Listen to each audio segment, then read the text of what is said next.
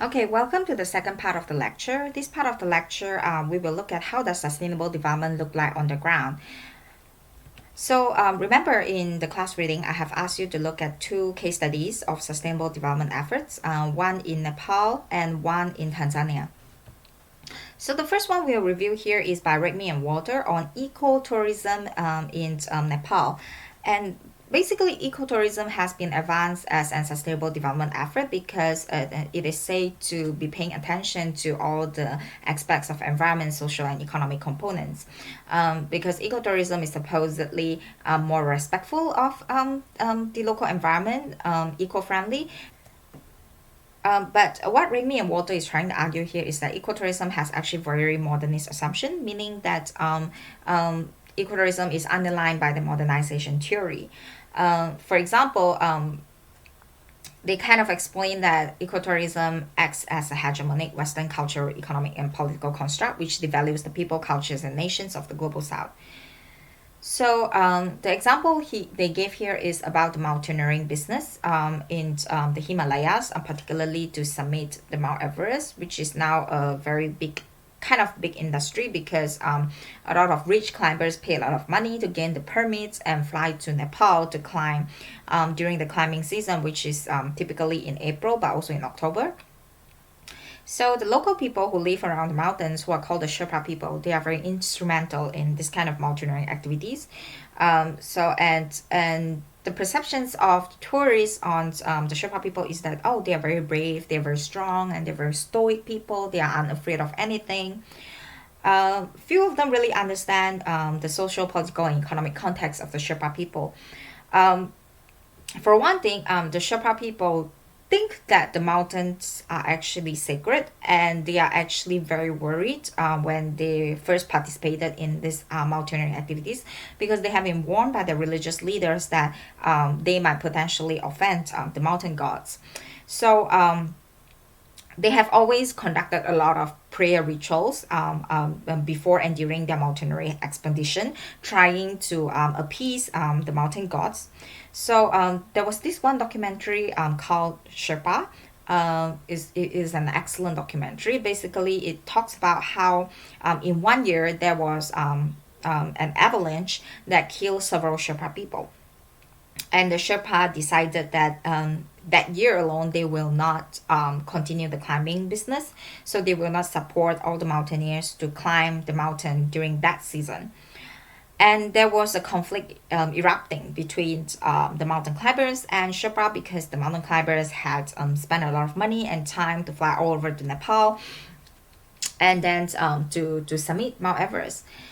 So there wasn't really a time to try to understand why the Sherpa people make such a decision. It's more like, okay, I have paid you, you're supposed to serve me because I have paid. Even though the Sherpa people actually get a very small portion of the total profits people gain from this mountaineering business. Show you what are the Sherpas doing every year to support the mountaineering business. You can see from this picture we have Sherpas being porters, carrying all the required things to the base camp where the climbers will spend nights and acclimatize to the different altitudes.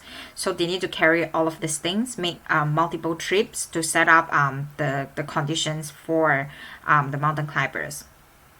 And then you can see that during peak seasons, there's really lines of people trying to climb Mount Everest. And then you can see here Sherpa people has carried some of the required instruments to make the climbing safer. For example, some steel here and some ladders here in order to prepare the journey.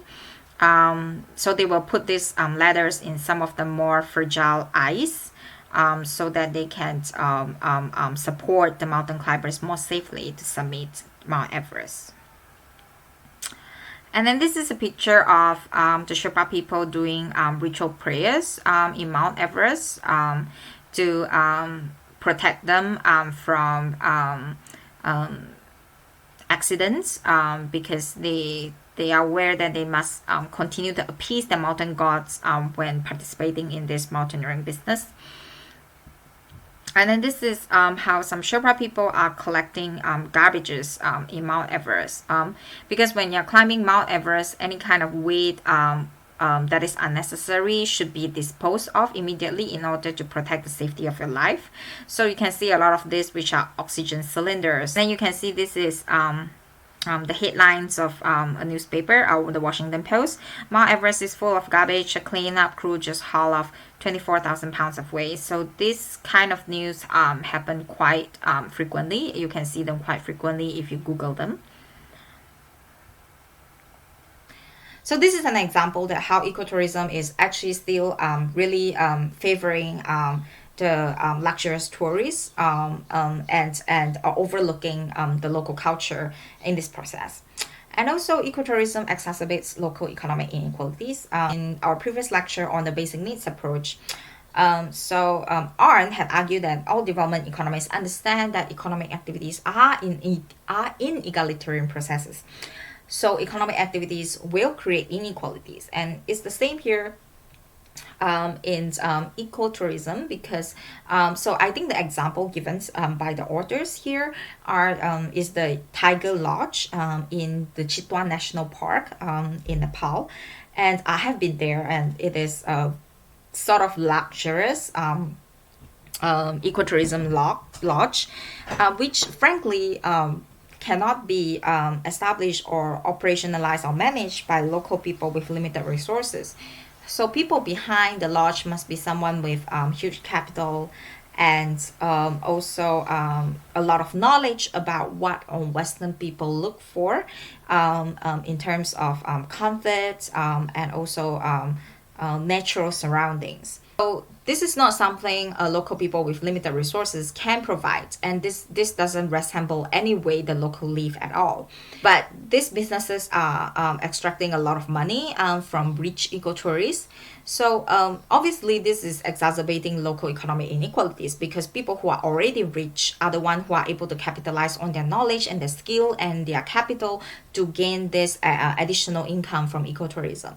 And then the third point being advanced here is that there's a comparative economic disadvantage for countries adopting ecotourism, because, for example, in the case of Nepal, most of the food and items of necessity for daily consumptions, and also luxurious items like electronics and air conditions, all of these things are being imported from outside. So basically, financial resources are just flowing via the ecotourism business back to the foreign businesses, because most of the money being earned are being reinvested by buying things from outside of the country. Right. Ecotourism itself can actually undercut the notion of sustainability, because even though ecotourism is trying to be eco-friendly, they are still promoting a kind of luxurious tourism that will use a lot of natural resources like water, and then they will still produce a lot of solid waste. So ultimately, ecotourism still produce the kind of same externalities or waste problem and pollution as tourism will do. So what they propagate instead is to have a community-based ecotourism. And they also give an example of the Annapurna trekking trail, which is a really famous trekking trail in Nepal that takes 5 days to a few weeks. And along this trail, you actually must pass through the local villages, and therefore must live with the local villagers through homestay businesses. So they were trying to say this is quite a successful way of doing ecotourism compared to the luxurious eco lodges and the mountaineering business. But as we have understood from the previous lecture, participation is always a problem, especially if you want to intentionally plan something from the top-down manner. Participation will remain limited, and it might actually exacerbate local inequalities and things like that. So this is not a simple and straightforward concept to implement. And then the second sustainable development efforts we look at is the community-based natural resource management project in Tanzania. So similar to ecotourism, CBNRM is considered a sustainable development effort because it is is supposed to take care of conservation, which is the environment aspect of things, and then economic aspect, because having good natural resources will provide prosperity to the local people as well as attract tourists to a conservation area. Homewood, who did the case study, found out that there were real participation problem, and also usually local knowledge were being dismissed during the management of this conservation area, even though the local people have been living in the area forever, like for generations. Local visions of sustainability were ignored. So, for example, if you ask the local people what is sustainability to them, they will talk about the security of their land tenure and food and livelihood security. For example, livelihood security actually encompasses access to farming and herding. That means they need the kind of land that they had in order to do farming during the rainy season and herding during the dry season. So ability to manage drought strategy through grazing access. So if you can't farm during certain season, then you are expected to be able to roam around to find places with green grasses to graze your cattle. And also they are also thinking about engagement with education for the future of Maasai youth, so they understand how globalization is occurring. So the Maasai youth need to have suitable education to cope with these changes. Homewood concluded that sustainability projects such as this one in Tanzania are lack of downward accountability. So even though from the surface and their rhetoric they talk about participatory approaches and involving communities in all these projects, in reality they didn't respect much of what the local community wanted, and it ended up dispossessing people because conservation area typically restrict or set aside certain land, actually a big piece of land for conservation, and restrict people's access to those lands. And this actually make the local people more resourceful. If you remember, one of the drought strategy is to have grazing access. So this actually make people more poor and less adaptable to climate change. So it is actually contradicting goal 1, even though it says to be advancing goal 15, which is life on land, but it is deteriorating goal 1, which is no poverty.